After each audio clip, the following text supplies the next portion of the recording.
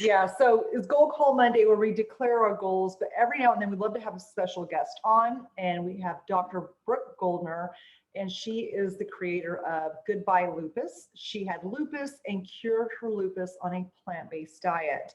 And you guys, my sister has lupus, and her son has lupus, and they both got diagnosed. They had the butterfly rash, and so that's an autoimmune disorder, if you guys don't know. And we'll have Brooke explain about a little bit more. I don't want to take everything away, but that's how I found Dr. Brooke Goldner, was looking for a plant-based solution to lupus for my sister. But Jacque has a different story on that as well. So we want to share all that with you on it today, as soon as Brooke gets on here. So just give us a moment for her to come on to this live. Yes, and she should be here any moment. I think maybe I sent her the wrong link in the first place. So we are having a little bit of technical difficulties, but it's all good. She'll be on here in just a second. Yeah. So when I first got back into the whole plant-based space, I started going to this conference, the International Plant-Based Nutrition Healthcare Conference. I was still in sales at the time, and this conference was like mind-blowing to me. It was amazing. First, it's the first time I'd heard the terms plant-based. I'd only heard vegan and vegetarian. I'm like, well, this makes so much more sense. Like I really resonated with the words plant-based more than vegan. Here she comes. So it was really amazing. And also these conferences, I noticed that the physicians were just so different and so friendly and super excited. Here we go. Dr. Brooke Goldner, how are you? Good to see you guys again. So good to see you as well. We're recording Dr. Goldner because we want to put this also on YouTube, and we'll tag you. We'll just edit the part with just you on here. Are you cool with that? Yeah, can I record it too? Of course. We can also give me permission. You've got the permission. Got No. I mean, on Zoom, you have to give me permission. You have to click on my name and allow record. I've never even, oh, look at this. We get Bianca too. I've never even seen this before. Oh, hold on one second. What do I do? You go to here. Oh. She knows how to work. Sorry. If you click on participants and then click on my name, usually one of the options would be to allow to record. Allow to record. Worked? Sweet. Thank you. Good. All right. So if you guys are watching in the tribe, make sure you comment, say hello, let us know you're here. So Dr. Brooke Goldner, as I was saying, I started going to this conference, the International Plant-Based Nutrition Healthcare Conference. And I think it was the second year that I was there. It was right around the time my brother had just been diagnosed with an ultra rare disease. And there was I had so many emotions around everything that was going on.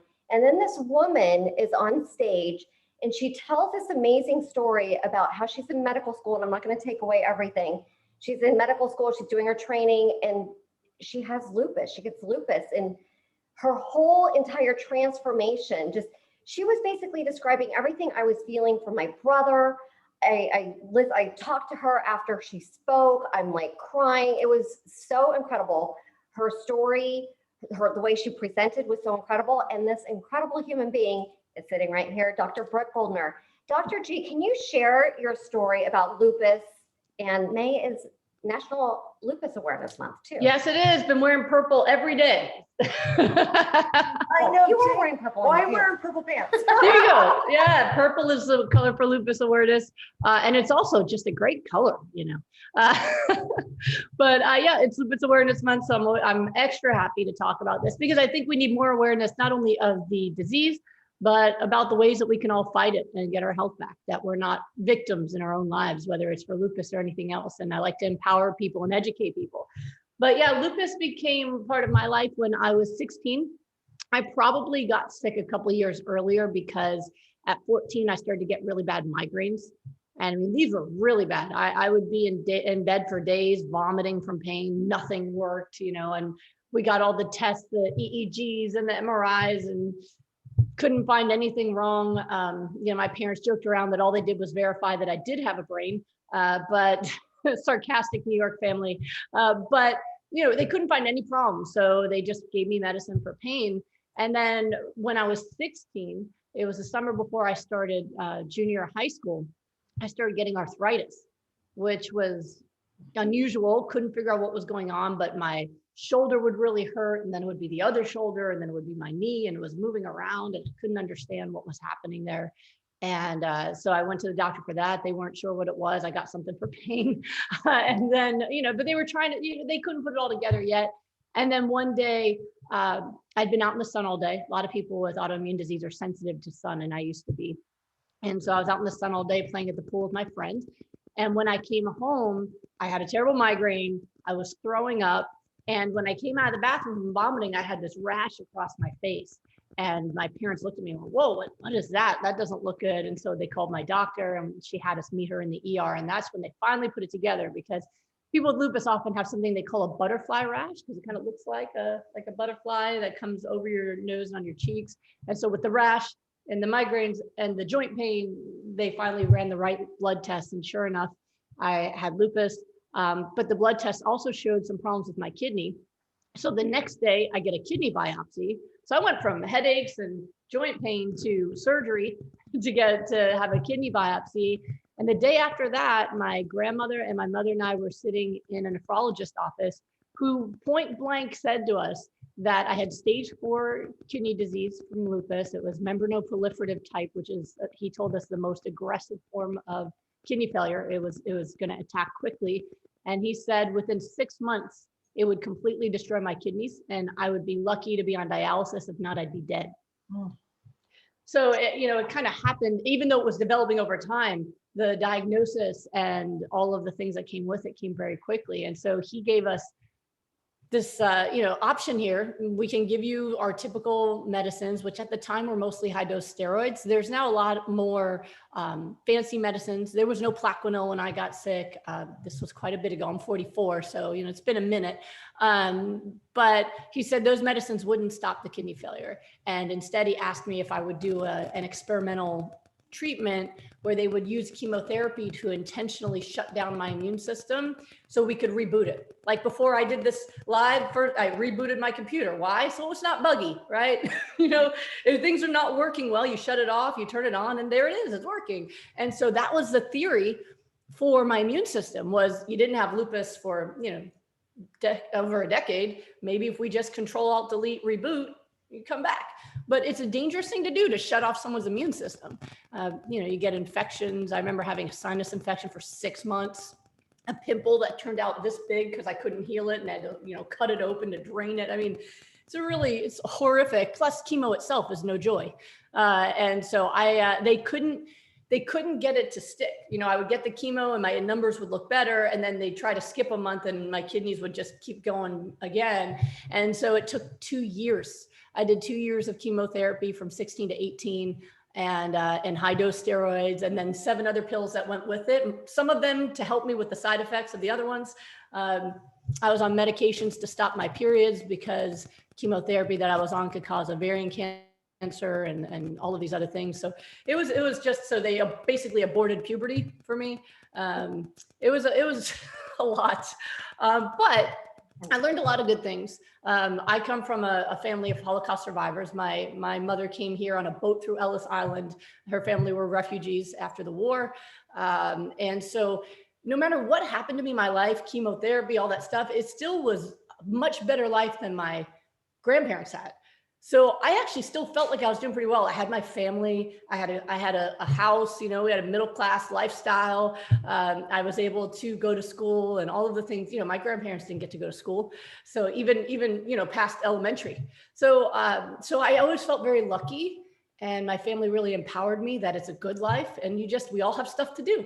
This is what you have to do. You have to do these pills and these drugs, and then you go to school and you get straight A's because that's required. There's all these things you're going to do in your life, and this is just one of those things that you handle.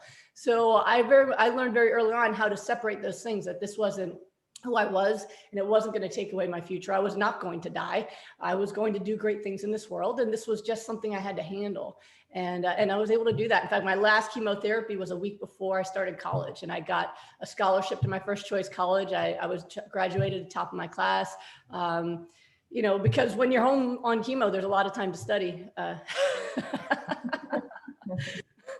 But yeah, that was life with lupus. And I did go into remission after 2 years of chemo, and remission with autoimmune disease does not mean you're cured. I still had lab tests that could show I had antibodies against my body for lupus, dsDNA, ANA, for those of you who know the antibodies. I still had some lowering of my kidney function. You could see protein in my urine, which is not normal. Usually the kidneys will stop protein from being coming out. It's too big a molecule unless you have damage. So they said I would always have protein loss in my kidneys from the damage. But I could stop the chemo, just go on with my regular medications and go off to school, which was a big win. I mean, studying without chemo is way better than studying with it. So, I consider that a big win. I've always called myself the comeback kid because I get really sick, but then I'm back. So, I got really sick and then I came back. I got into a car accident at 18, broke my back. Still went to the prom. Pain was an old friend at this point. Like I always, I give you a good scare and then I'm okay. So that was kind of my life. And even in medical school, they don't recommend that you go to medical school when you have lupus because you're supposed to always get a good night's sleep and avoid stress. But I'm kind of one of those personalities where you can't tell me what I can't do. And so I just felt my heart. I was meant to be a healer. I was meant to take care of people. And that's what I wanted to do. So, but I got sick because I was working 100-hour weeks. They have laws against that now, but then they didn't. God, I sound so old. Back in my day, where you had to work 1,000 hours. But it was, I literally was working 100-hour weeks, getting up at 4 a.m. to go to the hospital. And I got sick again, this time not my kidneys, but with blood clots. And so I was getting double vision and I didn't know why. And it was because I was sending blood clots into my brain from a new lupus antibody. So after collapsing in a clinic, I went back to my doctors and new antibodies, but that's okay. You didn't die and you didn't have a major stroke. So we'll just give you injections every day of blood thinners and you can keep going. I'm like, cool, I'm back, let's go. So yeah, that's life with lupus. And I'm sure anyone who's listening who has it, it's a familiar story. That I've talked to a lot of people where they feel like with lupus, it's kind of waiting for the other shoe to drop, right? That if things are going good, something's going to happen. And it's a pessimistic viewpoint. And I never really adopted the viewpoint, but it was always in my mind that something, that there to enjoy the good times, because lupus is, she's there, she's around the corner somewhere and she's a bitch, so she's going to come in and she's going to do her thing, but I was going to come back from it. She wasn't going to get me. But I also knew I had to adjust my life based on it. Like I was told I could never have children because of the kidney failure and the blood clots. It would be deadly to me. I would probably be disabled by my 40s, and I just kind of accepted that was a possibility, but that it wasn't going to be my plan. And I was just going to go for life full on. And I feel like that's a gift that I got from chronic illness is you can't just hope one day you'll do something. You're going to do it now, right? That we don't wait and hope, just like my grandparents, they didn't travel till they retired. I'm like, retired? Like, I want to do everything I can right now and with as much enthusiasm as I can and just basically juice life for whatever I can get. So I feel like there was a lot of gifts I got from it up until I actually healed from it back when I was a resident. So, and that was the story that you got to hear on stage. Was the other part of it was getting my life back from lupus and not having to live in pain and fear anymore. I love the tenacity and your strength, and you have that support, because a lot of people do not have that support while going through a chronic illness or disease. So because it is Lupus Awareness Month, what exactly is lupus? How does it affect people differently? Like, what's a key sign besides the butterfly rash? So besides her being a bitch, that evil. Okay. And actually I joke about it. I mean, lupus is symptoms. It's a constellation of symptoms based on, your genetics and what you've done to your body over time, right? So which is true for every disease, right? We all have predispositions towards illnesses that just come from our genetics. You can do Ancestry or 23andMe and find out all sorts of things you might get, based on our genetics. But the genetics don't have to be triggered, right? If you have the genes for heart disease, but let's say either of you beautiful women have the genes for heart disease. Yeah, okay, you're like me. You're not going to get it. I've seen your Instagram. I know how you eat, and I see you're working out. You're not going to get heart disease. It's just not going to happen, right? So we have our genetics, and then we have to turn the genes on, right? Or we can leave them off, right? I like preferably.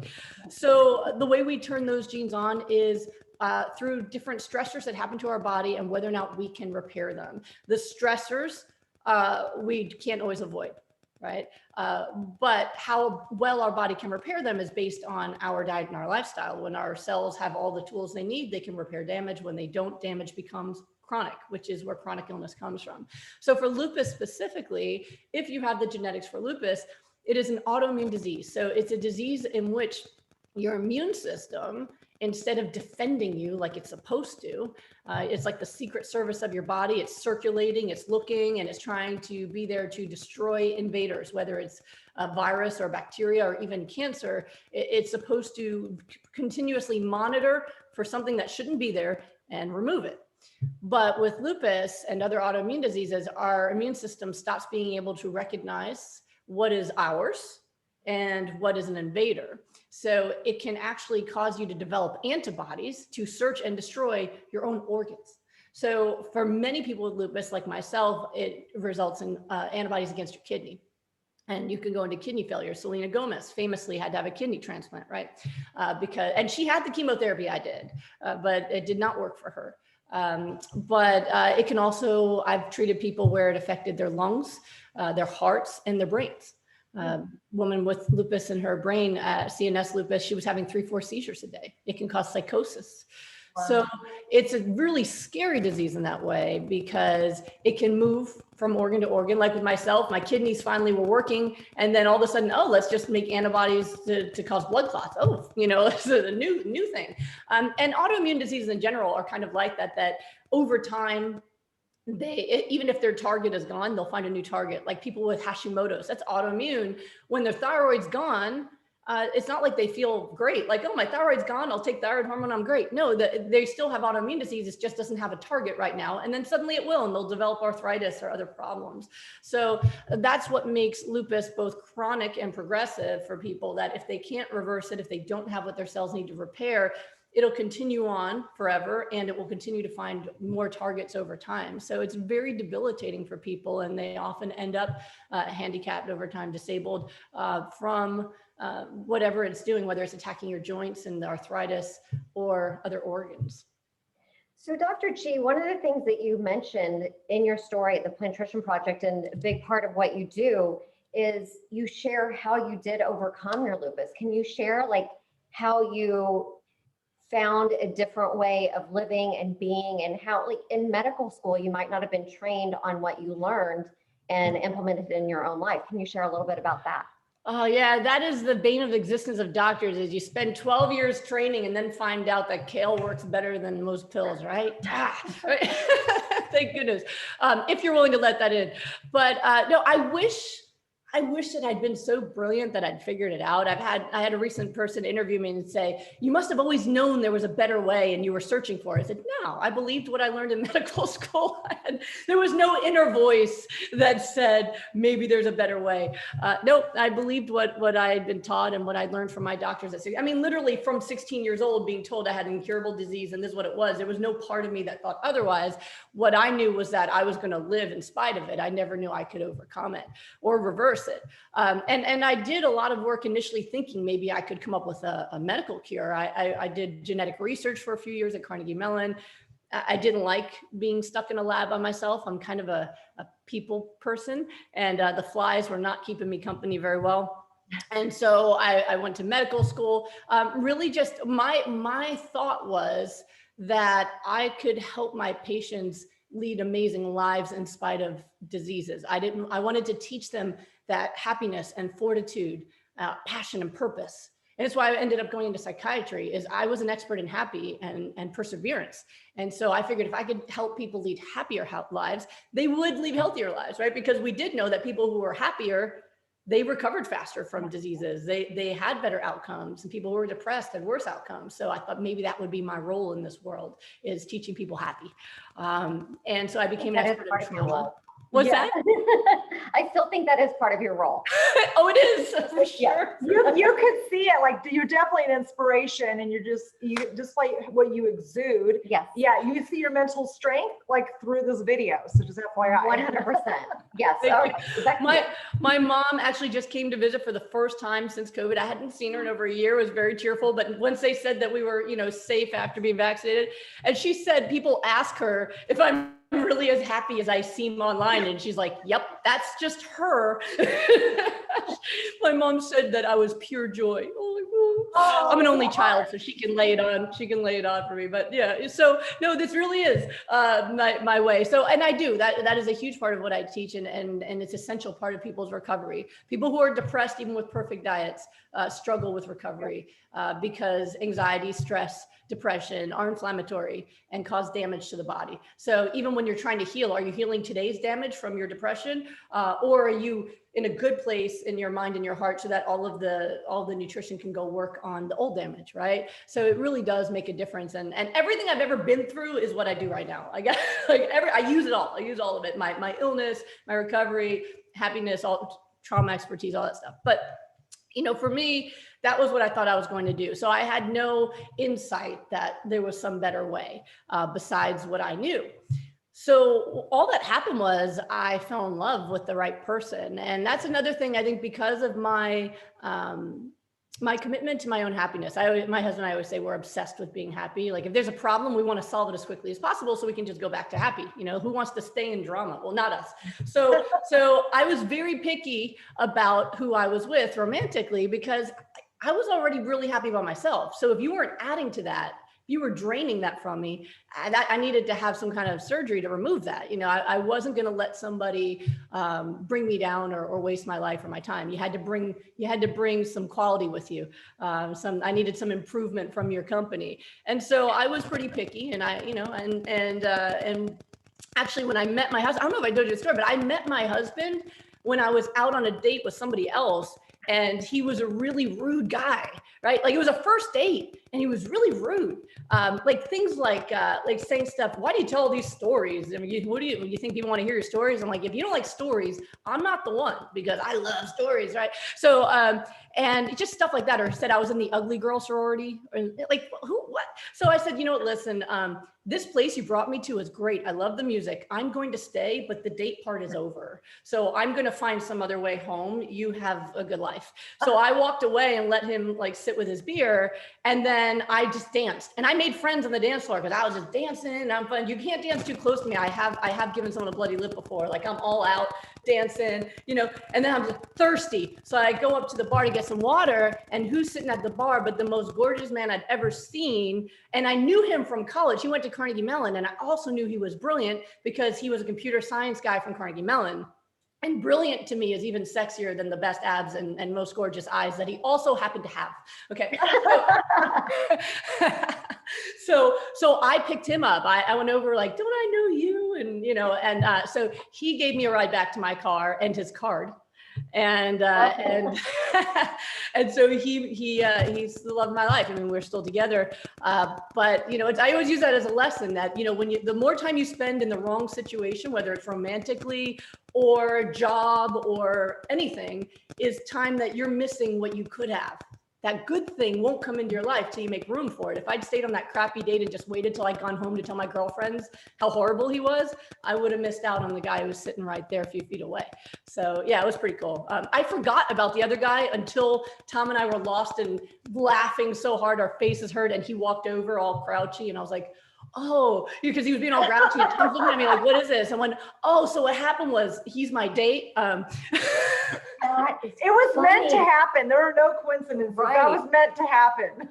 Well, there's no coincidences, but part of manifesting your life is not only being in the right place at the right time, but willing to be brave enough to walk away from the wrong thing at the right time as well. Mm-hmm. Beautiful. Because it was fate that we were both there, but I had to go after it. My husband's also really shy. He's one of those gorgeous people that didn't know how gorgeous he was, and so he's shy. I'm not shy. It's always like that. Yeah. I am not sure. Like I said, there's little time on this planet, as far as I know. If there's something I want, I'm going to go for it right now. I mean, that's how I did genetic research starting from a sophomore in college. We weren't allowed to do research till junior year, but I wouldn't stop knocking on the doors of the labs going, I want to do research. And finally one guy gave in, because I don't know if I'm going to be alive in a year, 2 years. Now is my moment, you know, and they just can't. Apparently I wear people down. So I wore down my husband too. But what happened was, he was already really well known for metabolism. That's what he's researched. And he has his own best-selling book, Miracle Metabolism, all about how everybody can create a fast metabolism on a cellular level based on what you feed your cells. And it turns out all cells, all people, even though we look a little bit different on a cellular level, we're the same. So he was trying to learn about how do you feed cells to create a fast metabolism, because he thought it was total BS when he was getting his master's degree and they were saying different diets work for different people. He's like, no, that's not science. The cells all need the same things. You just don't know what that is yet. Let's be real. So that became his obsession. And so when I met him, he was already training celebrities where he could give them a 6-pack in like 3-4 weeks, you know, after they'd been bloated up, drinking too much or whatever. And so I wanted to, we realized we were going to get married about a month into dating. And it was a tough thing because I never really talked about my illness much, not because I was hiding it, but because I didn't let it take up much bandwidth in my brain. It was wake up, take your medicine, you know, take my shot. And then that's it. That was the only time I thought about my illness, was long enough to take my medicine. And then it was out of my mind, because who wants to waste time on that? And hanging out with Thomas, I mean, you don't meet a gorgeous guy and go, hey, you know, I have an incurable disease, you know. No, it's like, hey, you like drum and bass? I like drum and bass. Let's dance, you know. So yeah, I mean, but when we started talking about marriage, I had to break that to him that, you know, I have this incurable disease, and I'm probably going to be disabled in the next 10 to 20 years. I don't know. I'm not gonna be able to have your children. You know, it's a tough thing to say to the love of your life, to give him permission to kind of walk away. You know, and I said that when I become disabled, you're going to have to take care of me. Like, it's not like a great, you know, 2 old people walking on the beach, you know, kind of future that you imagine for yourself. But he just, he said, you know, I'd rather live a short life with you than a lifetime with anybody else. Aww. And so he said he would just make it the best day in life I could ever have. And I couldn't turn that down. I mean, I was like, all right, let's do it. Let's plan this. So, I mean, so we just started immediately planning. And part of my plan was, I want to look as hot as that person you put on MTV at my wedding. You know, I'm still a woman. And I'd only ever planned for my white coat. I'd never really thought about the white dress, because I didn't have that kind of childhood where you could, you know, dream of those kind of things. I was always dreaming about my purpose in the world, not about, you know, my white dress. But suddenly that was on the radar, and I'd been overweight because I was eating hospital food. Hospital food is the worst food on the planet. It'll make you sick and fat. I mean, don't eat that stuff. It's good for hospital business, but it's not good for you.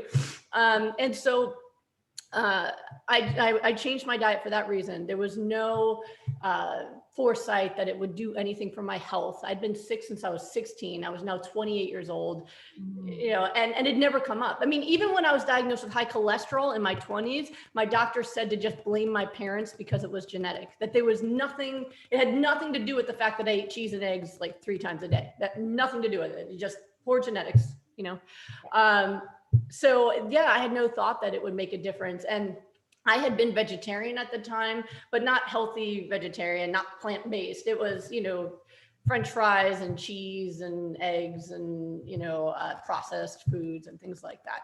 So my husband put me on this diet where it was tons and tons of raw food, mostly leafy greens, vegetables, high omega-3 fatty acids. Now I use flax and chia seeds. All this crying, I gotta mop myself. That's okay. I know. I can't tell my own story without crying every single time. Okay, so it's a beautiful moment. Yes. I'm always laughing and crying. And my 8-year-old's like, how do you do both? I'm like, I don't know. It just flows out. I can't stop.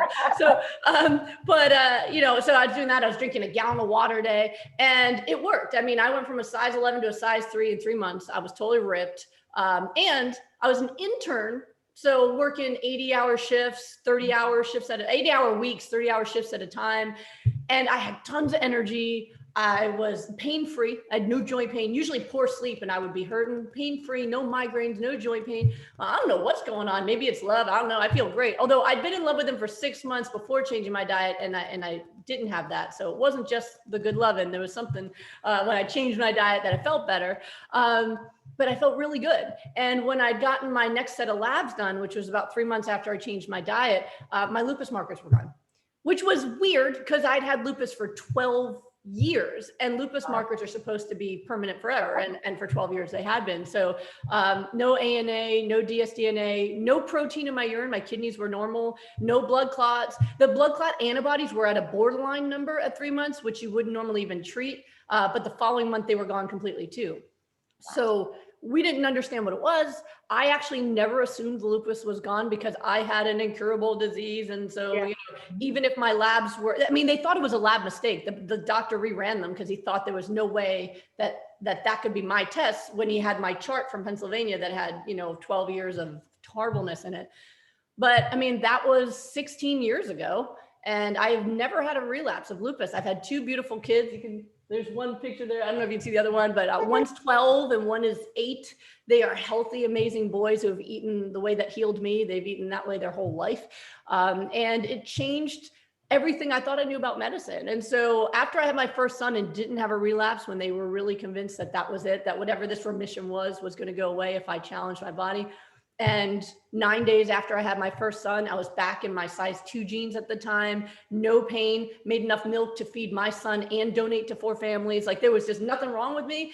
That's when we finally clicked into our heads that maybe this isn't a remission. Maybe this is something more. And how the heck did we do it when the only thing we changed was my diet? So my husband and I are both scientists, and we don't believe it's real science when people just go, I did this, do what I did, it'll work. That's not science because you don't know why.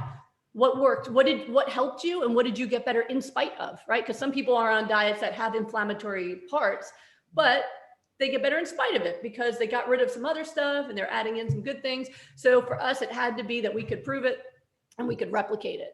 And we realized we'd accidentally created really the most anti-inflammatory diet you could have, which was a raw plant-based diet. And that was focused in the high cruciferous vegetables, high water intake, high omega-3s. And when we replicated it, it worked for everybody. Lupus, rheumatoid arthritis, scleroderma, Sjogren's. And that's what Tom was so happy because he's like, now that's science, see? You put in input, because he was computer science originally. In computer science, if your program is correct, it always runs the right output. If the output doesn't work, your program is not correct, right? So he has this computer science brain, and then he went into the world of biology and diet and fitness, and suddenly they're like, well, each input might provide a different output. And he's like, no, it's not. Like, he was just like one of those robots that are like, you know, steam's coming out, like, you know, there's sparks shooting out, not science, not science. So for him, it was pretty cool. And that's what he realized as well when we were doing this work, is that metabolism is not only about whether or not you're skinny or fat. Metabolism is your cell's ability to respond to challenges appropriately. Sometimes the challenge is illness. Sometimes the challenge is burning fat. Sometimes the challenge is building muscle. But if your body has a fast metabolism, it will do all of those things, and it will do it quickly. And so that's what we realized is that we had created really what it was necessary for that fast metabolism, and that it not only helped people have the physique they wanted, but it could reverse 12 years of chronic illness. And I've worked with people where it's reversed now 30 years of chronic illness. I had somebody in the past few months who had lupus in her lungs and has been on steroids for 30 years so she can breathe. And after doing rapid recovery with me, she is off steroids for the first time, and she's almost 50 years old and she can breathe, and her lung function tests are back. So that's also the cool thing that I learned, is that your cells are always ready to fix themselves. But if they don't have the ingredients they need, or if you keep damaging them again every day, you know, like a smoker is like your lungs actually start healing overnight, then you have your first cigarette, boom, damage again. That people do that with their bodies too, where they're continuously damaging them with bad diet, stress, poor sleep, other lifestyle factors, right? And then they're malnourished. So your cells just stay sick, and it gets worse over time.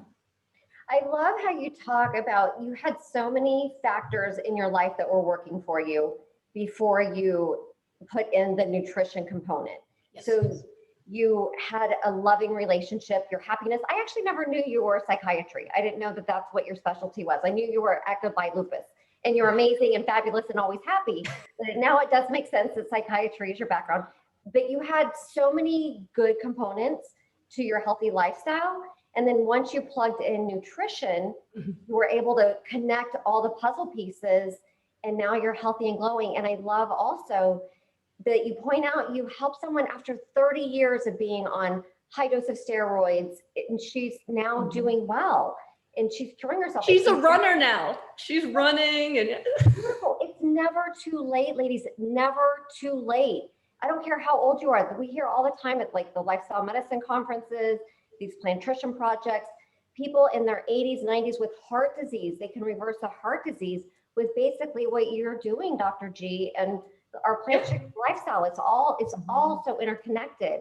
yeah, you remind me of so I have this rapid recovery group that I do on Facebook, and it's 6 weeks of me coaching you. So these poor souls every day, there I am, hey, and keeping them on track. And we work on everything together. Their diet is to be perfect. And I'm looking at their measurements. I've been called the measuring cup police. I'm making sure everything is done perfectly. But they also don't pass for the day if they haven't done something just for happiness. I call it self-care.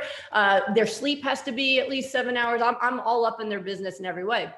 And so one graduate of the last group, because really this nutrition is optimized for cellular repair. It's not specific to lupus. It helps you with anything. And if you're not sick, it'll just reverse aging. I mean, there's no downside, So I had a gentleman in my last group who's 77 years old with diabetes and glaucoma, right? And the glaucoma, it can cause you to lose vision. And he was losing his vision, and he wanted to see if it could help him. So on week 5, he went in to get his eye tests, and they were normal pressure. Oh. Normal pressure is no more glaucoma. And then at the end of the group, he had very little need for any insulin at all, just very low amounts. His blood sugars were perfect. And at the end of the group, I always ask him, what was your biggest lesson? What is your biggest lesson? And he said, I hope I don't offend you by saying this, doc. And I'm like, it's really hard to offend me. I'm from New York, so I'm like thick-skinned. I'm like, no offense, whatever it is. He goes, I'm really grateful that my illness is gone and that my eyes are normal. But the best thing I got out of this is the first time in my life I've ever been happy. I was always a grumpy old man, and I feel mindful and present, and I'm just happy in my life. I'm like, are you kidding me? That's exactly what I want to hear. But that's what ends up happening is most people tell me the best thing they got out of the 6 weeks, that they thought all they wanted was their symptoms to go away. And the symptoms do go away. I had one lady in the group with rheumatoid arthritis. It was the first time she could open her hand or make a fist in 3 years. On the 2nd week, she could make her fist again, right? So that stuff happens. But what they find the most compelling is that they learn happiness, and they learn how to just be present in their life and release anxiety. I mean, everyone always says like, this is better than 20 years of therapy. I don't feel anxious anymore. But for me, that is one of the most important factors is you can have happiness while you're sick. And if I can help you find happiness while you're sick, you'll heal faster. So it's a trick, right? That get really grateful for exactly what you have right now, and you're going to actually be able to eliminate it faster. And, that it kind of reminds me, I mentioned Selena Gomez before, she mentioned, I think it was last year, it was sometime during COVID or right before COVID when I was talking about this on the news. So I'm trying to remember, but she said her lupus is doing the best it ever has because she's in therapy now for her depression. And I was like, there you go, and she's the one she had one of the best rheumatologists for lupus. She did the same chemo that I did, but her kidney still failed. She still needed a transplant. Was it, just because she didn't change her diet? And I did see that, because before she came out with the lupus, there was an article about her and what her personal trainer fed her to get fit. And it was bad. It was like all meat and stuff. So I'm like, all right, the diet definitely was a factor, but depression is too. And so that's why I try to use everything I can, that if I can make your whole lifestyle and your mindset anti-inflammatory, and then we use an anti-inflammatory diet, you're going to be better in a matter of weeks, usually, sometimes days. So it is definitely all of the things. And I think that's why for me, it was so fast too, is you're right. I was happy. I was in a great relationship. I was living my dream. Like I wanted to become a doctor. I was like, and I did it. I was in my first year. And even my chairman of my department pulled me aside because he was worried about me because I was unusually happy and energetic for an intern. Like I wasn't appropriately depressed, and like all the other interns were like, my life sucks, and I would just show up, hey everybody, it's another good day, and apparently that was annoying, but he was worried maybe I was manic. No, I said, this is the dream. Like, how many people get to live their dream? I've dreamt of being a doctor for, since I was a kid. And he was like, oh, okay. So just happy. All right. So key. So key. So two things you said, and I know you're on a time constraint. You've got to go in a few minutes, but two things. Yeah. Selena Gomez had the best rheumatologist. She had the best doctors. This is the thing, ladies that are listening. You can have the best physicians, the best whatever, but a lot of these physicians are not trained in lifestyle medicine. They don't know anything about nutrition. And what if this rheumatologist, what if her doctors could have introduced some of this plant-based nutrition to her? Would she have needed the kidney transplant? We don't know. We can't claim that. But you know what? That could be a missing piece of the puzzle. And depression mindset, huge, huge thing. And the second thing I want to ask you about is your rapid recovery program. Because I know, like, after we did the IG Live with you, we're like, we're doing the smoothie shred. I just had my smoothie this morning. We had so much fun. I loved all the emails that you guys sent out too. So that's amazing. I'm like talking, I'm running out of breath. But and we have one of the women in the tribe. She's actually a physician in Canada, and she's doing your rapid recovery program. So how can ladies here or people on YouTube when they're watching, how can they find out about your rapid recovery program? And maybe one other question, someone in the tribe, she's trying to get her son who has ulcerative colitis to come to a plant-based diet. What maybe words of wisdom could you share with her for her son that has ulcerative colitis? Okay, so I'll answer the second one first. Ulcerative colitis does respond. I mean, what I do is a very specific type of nutrition approach. It is plant-based, but it is the most aggressive form of plant-based. So it's why it has the most rapid results. It's not just like the traditional lifestyle medicine approach. This precedes lifestyle medicine. That's a newer title, which I'm very happy is now a thing. When I was figuring this out, there was no one that I knew that knew anything about this. So it's a little bit different that way, especially the focus on raw and omega-3s, that kind of thing. So I've worked with people with ulcerative colitis, and they've had full recovery, Crohn's disease as well. Depending on how symptomatic it is, sometimes we have to have a different approach to ease into it, because if someone has chronic diarrhea, for example, it doesn't matter what you feed them, it's not going to stay. We might have to take a slower approach before we just jump into, raw foods or other things. But in general, yes, inflammation in the intestines. Think about it. The only thing that actually comes into physical contact with your intestine is your food. And a lot of GI doctors will tell you that what you eat has nothing to do with the health in your intestines. And I just want to pull my hair out. How can it have nothing to do with it? Of course it has something to do with it. And they've shown that things like saturated fat, Scientific American did a study looking at the effects of milk fat on the intestinal lining. And they found that it caused inflammation and even hemorrhaging, and you think, wow, how many things do you eat with dairy a day? Right? Constantly causing inflammation. So diet has a huge impact on that. So it's definitely an important thing to do. And in terms of my rapid recovery or other ways to work with me, so I do appointments, and I spend 75 minutes with people if they really want to just kind of meet with me and get a personalized plan. And then I write them a plan myself and send it to them. And because it's me, it's like, I always tell them I write the way I talk. It's effusive. So it's 8-10 pages of my what to do. And then, so that's one thing people do who are motivated to take action on their own, versus rapid recovery, which is a program where you're getting daily coaching and support, and it's personalized. But 4 weeks, it could be, unlimited access to my cell phone, or 6 weeks in a group format on Facebook, where we're coaching everybody as a group, but then everyone also gets personal feedback every day. So all that stuff's at goodbyelupus.com. I don't just work with people with lupus, but as I mentioned, glaucoma, diabetes, heart disease, but of course, all the different autoimmune diseases as well. It's named Goodbye Lupus because that was my first best-selling book, was Goodbye Lupus, and it's about my story. So if you go to goodbyelupus.com, or if you're on Facebook and you go on my Goodbye Lupus page, you can click the link under Learn More. But goodbyelupus.com, you can see how to work with me. You can see how to get free gifts to get started. I do free classes once every 6 weeks or so. You can go to that. So, and I'm very, very effusive as well on Instagram, Facebook, YouTube, because I'm just trying to keep people motivated and educated. And, this is information that you can't get anywhere else. So I try to do everything I can to kind of keep people on track through social media as well. So I'm Goodbye Lupus everywhere.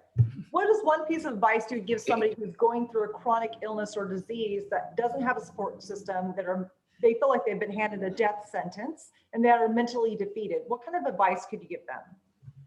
Well, I mean, if you feel mentally defeated, then you should get a therapist. Get somebody, you need support from somewhere. And there are people who've dedicated their lives to helping other people through hard times. And so having a therapist in your corner is important. And if you tried a therapist and it didn't work for you, get another one, because it turns out humans have different personalities and different strengths. And maybe the one that you worked with wasn't the right one for you. You want someone you feel safe with, but you need someone in your corner. And because of COVID, I think everybody does online work now, right? So you can have someone you could talk to on the phone or online. I was actually one of the first telemedicine doctors back in the day, but there's a lot of people that you can talk to online. So do get that. I think a community is important. It's why we created, you mentioned Smoothie Shred. My husband created that Facebook community because he wanted people to have a support system. And he also, I always joke around that I tell people to save their life and he tells people to save their wife. But either way, we both are trying to bring as much health and support to the world as we can for free. And so that's what he did, is he created that Smoothie Shred community. If you go to smoothieshred.com, and maybe we can just write links into the comments or into the description, there's a Facebook community we have that has thousands of people from all over the world. And the cool thing is they're not only posting into the group to ask each other for support, but also posting success stories. And we have so many success stories of people from anything from allergy to migraines to lupus who have reversed it, often for free, just coming to my classes and following us online, which has been just a remarkable thing for us. So community is really important as well. I love that social media has done so much to bring people together. Like you have your tribe here, you know, you need somebody, you need other people doing what you're doing so you don't feel all alone. And it's weird. You know, when people say, I don't want to feel weird, I don't want to feel awkward, I don't want to feel different. I'm like, guess what? The only way to live a healthy life, a truly healthy life, is to be weird. Reversing disease is weird. So I am really weird, right? I probably was weird before I reversed my disease, but you know, it's weird. It's weird to reverse disease. It's weird to age slower than other people. You know, it's weird to stay healthier and fitter, to have your cholesterol go down instead of up, right? Those things are weird. And it's nice to have your weird brothers and sisters that you can connect with, if not in person, then online. I also always encourage people to go to meetup.com. Now that restrictions are lifting, maybe it'll be more in person and less online, but that's how I've met a lot of friends, because we've moved a lot. Meetup.com, you can look up like raw vegan, all that kind of stuff, plant-based, and find other people in your community that have the same interests in you, or bird watching, whatever it is that makes you feel like you're connected and happy. But either making connections with people who already did that, or starting your own group and making a community for yourself. And then letting the people in your life know, hey, you might not know what I'm doing, understand what I'm doing, believe what I'm doing, but if you love me, you're not going to talk crap about it. And that's going to be how it is. So, you know, it's an important thing. So I think that is a big thing. I think people feel alone for a lot of reasons right now. There's places like Canada still on shutdown because they haven't gotten their vaccines. You know, there are people who are still struggling a lot, whether it's because of disease or quarantine or anything else. And now more than ever, we need to lean on each other, because we are a tribe, really. We're tribal people. And so we need to find our tribes. So you guys have your tribe in your group, and we have our tribes as well. And I think that's a really important thing. And so many people have told me that was life-saving for them, is to know that there's other people drinking green drinks and doing all the things that they're doing, and that they're not all alone. That is beautiful. And we couldn't agree more. That's one of the reasons we created the Plant Chics tribe, because we need one another. We need to lift each other up. We need to fix that crown on the other queen's head and just be there to support one another. And I love your description of weird. We are weird and we are fabulous and we love it. Yeah. So with that, Dr. G, I know you're on a very tight time schedule. We're actually over time. Is there any other, do you have anything coming up live, or where people know to find you at Goodbye Lupus? For your website, Instagram? That's the best place to go. Is if you look at Goodbye Lupus on Instagram and Facebook, I'm always updating what I'm up to that way. And especially in my classes too. If you go to goodbyelupus.com and check on the classes, I just did a round of free classes. What I do is I do a round of free classes, and then I do Q&As for the public. So like my last live Q&A, there were people from, I counted 8 countries. It was the coolest thing. Like everyone, there's people from all over the world that come to learn. And so I always put those together to get people to go to the class, learn, ask the questions. And then at the end of the Q&A, it's now go do it.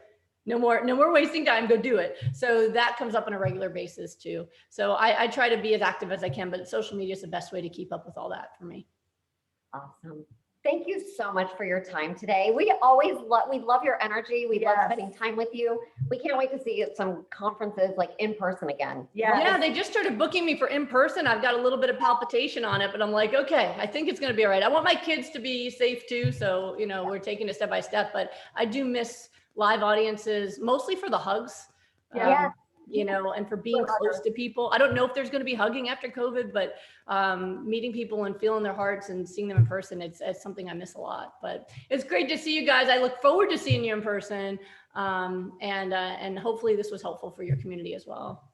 Thank you. I know that they appreciate it. Thank you so much, Dr. G. We really appreciate your time, and we cannot wait to see you again in person. Same. Thank you guys. Have a good rest of your week. Yeah. Bye.